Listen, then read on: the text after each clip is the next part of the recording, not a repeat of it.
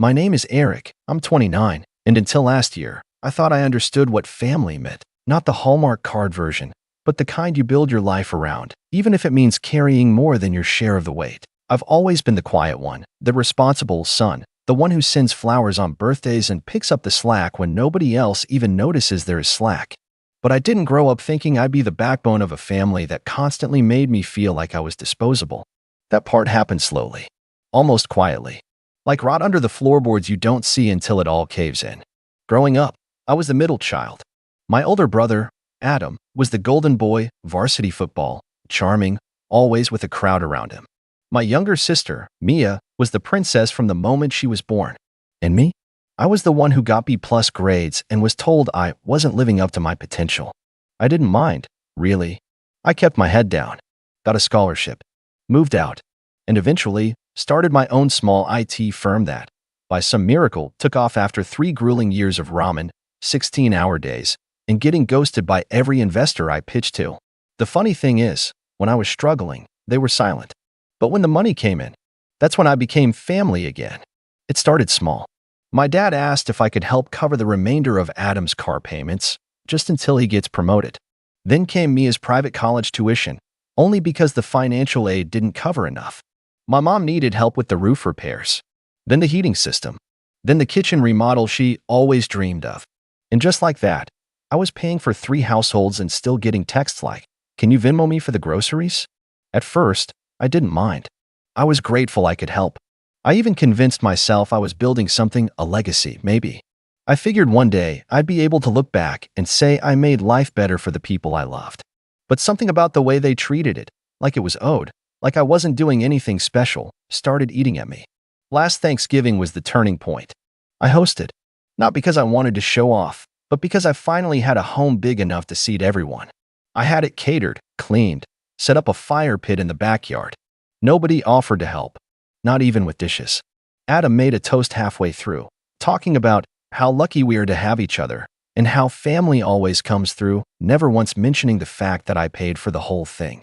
Mia brought her new boyfriend and barely looked up from her phone. And my dad? He spent the entire evening talking about how things were tougher in his day and how kids now have it easy. I swallowed it all with a smile. But inside, I was already pulling away. Then came the night that unraveled it. It was a random Tuesday, maybe 2 months later. I had just finished a long meeting and came home to a voice message from my dad. His voice was clipped, tired, and sharp in the way only dads know how to be. He said, "All you do is take. You've never given this family anything worth remembering. If you had any pride, you'd stop acting like we owe you something and just leave." It stunned me. For a second, I thought I misheard it. So I played it again. "All you do is take." I didn't yell. I didn't call back. I just stared at the message for a while, then walked over to the window and looked out at the city lights I used to love. Something inside me gave out quietly, like an old hinge snapping under weight. I packed a bag that night and left. No dramatic goodbye. No announcement. I even let my assistant know to pause all outgoing payments tied to family accounts. Just a clean, silent break. 3 days went by. Then a week. Radio silence. No one called. No one texted. It took them almost a full month to notice. Mia was the first. She called me late one Friday night, her voice shaky. "Eric, hey, I just logged into the school portal and my tuition didn't go through this month. Did something happen with the account?" I could hear the panic she was trying to smother.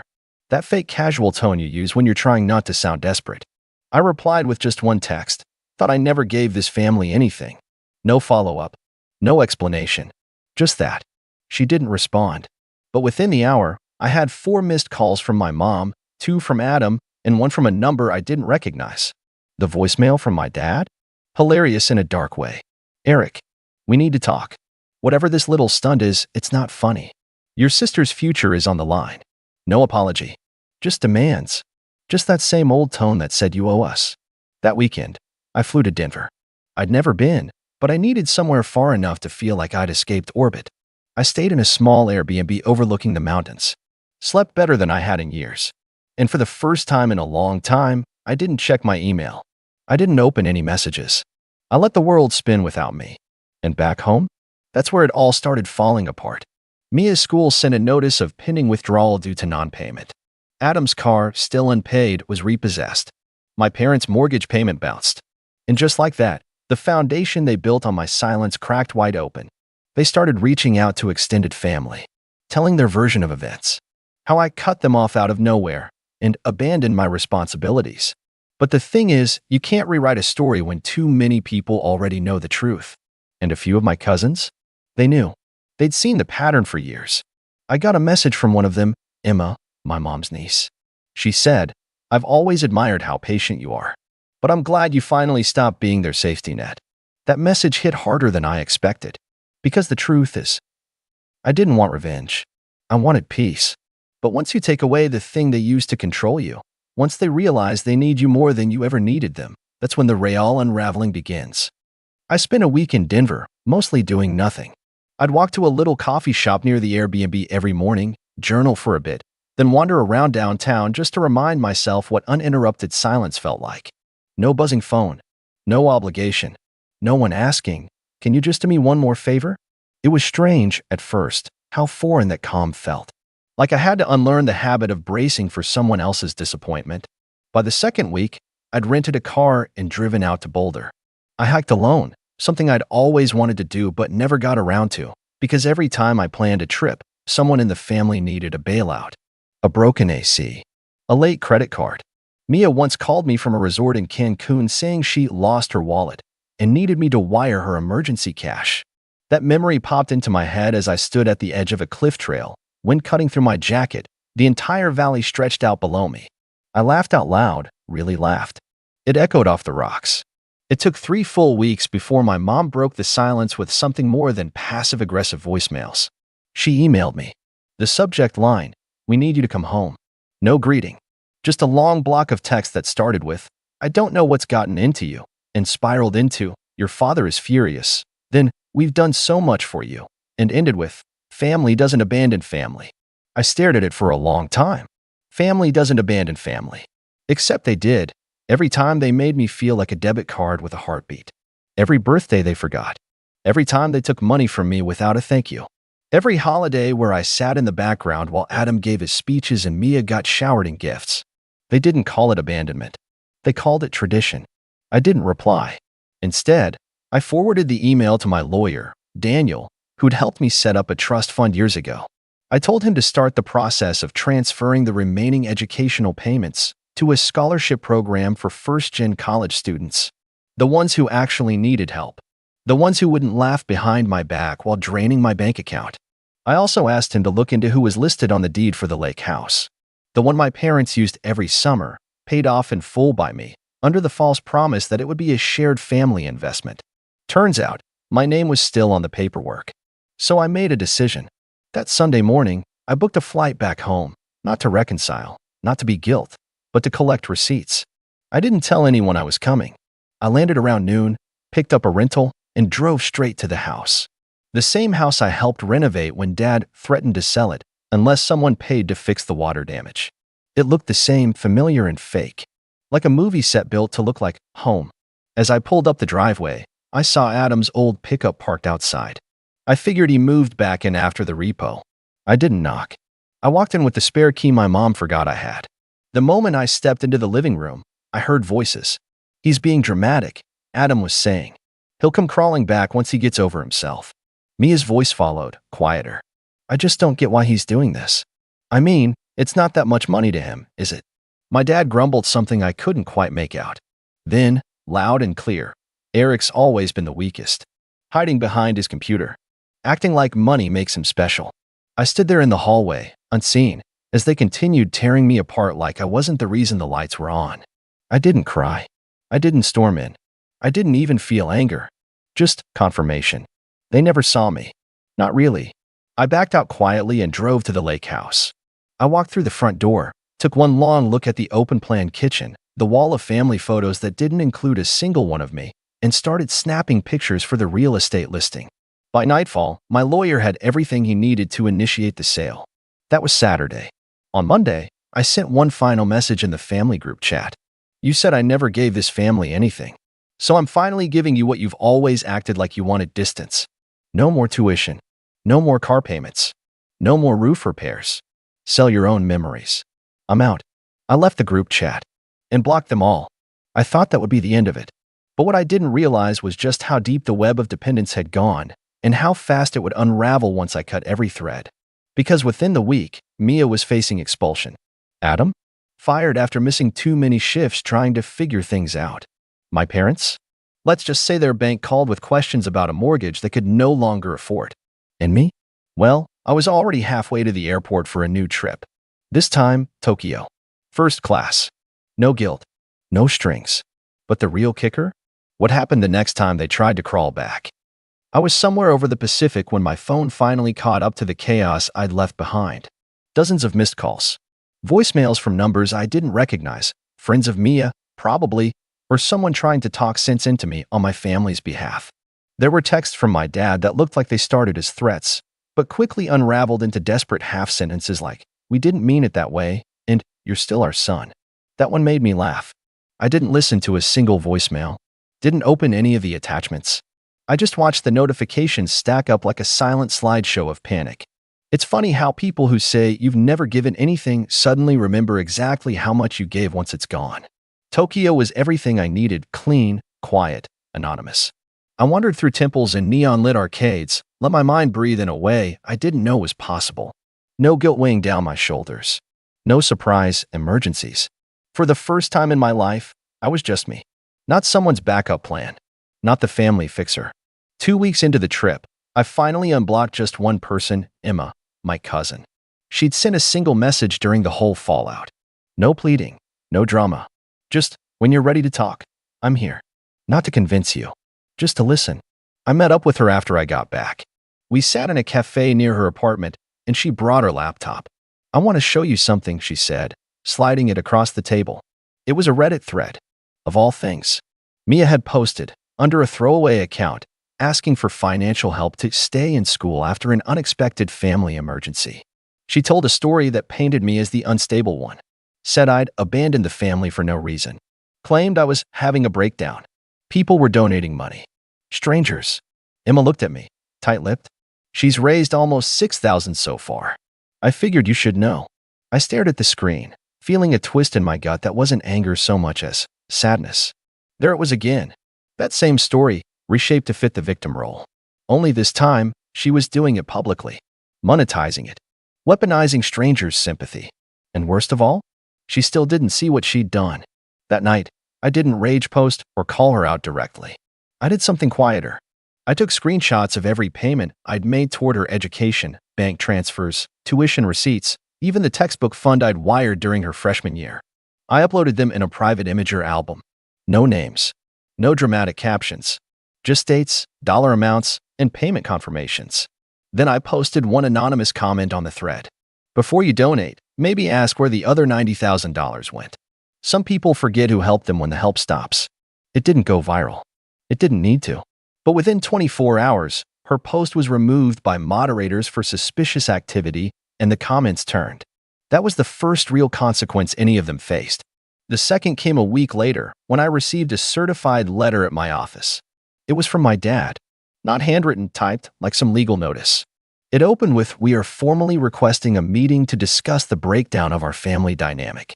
I almost choked laughing, like they were trying to hold a board meeting to fix what they broke. But buried in the legalese was the real reason they reached out. They wanted a portion of the proceeds from the lake house sale. Apparently, they believed they had emotional equity in the property. I passed the letter to Daniel without a word. He read it, smirked, and said, "Want me to send them a reminder that emotional equity doesn't hold up in court?" I nodded. And then we did one better. We sent them a copy of the original agreement, one Dad had signed years ago when I first offered to pay for the lake house. It clearly stated, in his own words, "I acknowledge that this home is purchased by and remains the property of Eric, last name. I relinquish all future claims." He'd forgotten, or hoped I had. That letter shut them up real fast. But the silence didn't last. Not once word got out that I was selling the main house too. See, while I was in Tokyo, Daniel and I had been working on a quiet side project. Turns out, years ago, I'd loaned my parents a large sum under a verbal agreement when they couldn't keep up with the mortgage. They'd never paid me back. Daniel tracked every deposit, compiled every wire transfer, and we filed a lien on the house. They now owed me well over $80,000, which meant I could legally force a sale. Emma called me that night. Eric, they're panicking. Your mom called mine in tears. Your dad's threatening to go on social media. I sighed. Let him. I've got receipts.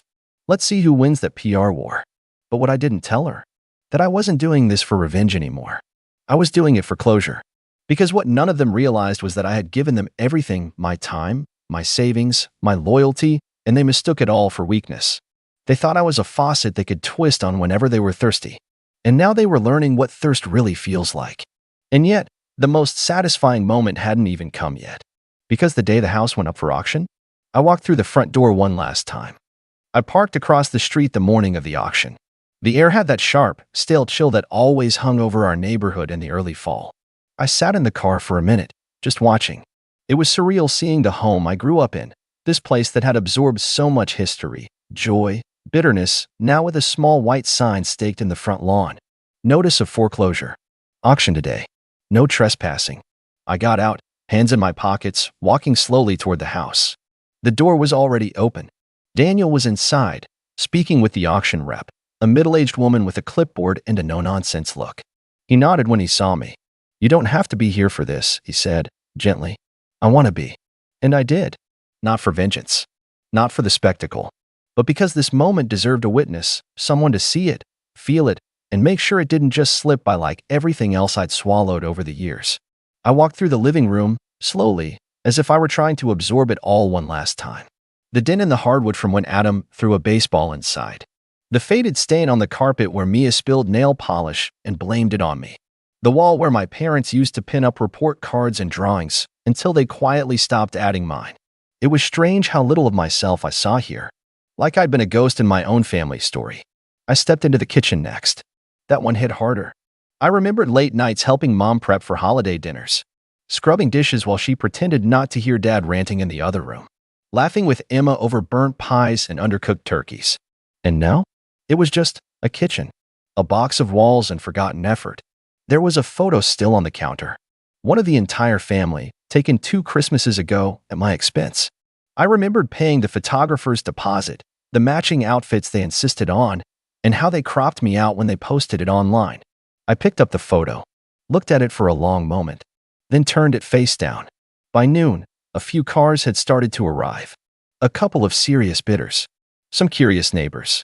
And then, finally, my family. They pulled up in Dad's old Chevy, all packed in like some twisted family road trip. Mia got out first. Her face was blotchy, red-rimmed eyes behind oversized sunglasses. Adam followed, scowling, clearly here just to play enforcer. And then my parents. Mom looked worn down, 10 years older than the last time I'd seen her. Dad, well, he still walked like he thought he owned the ground. He spotted me instantly. Eric, he called out, voice low and bristling. We need to talk. Now. I didn't move. He strode up, Adam a step behind him like a shadow. You're really doing this? Dad said. You're going to humiliate your own family? Over what, exactly? Some perceived slight. I looked him in the eye for the first time in years. It's not a slight, I said calmly. It's a pattern, and it ends today. You ungrateful little, he started, but I raised a hand. Don't. Just don't. Mia joined them now, her voice cracking. I'm going to lose my scholarship because of this.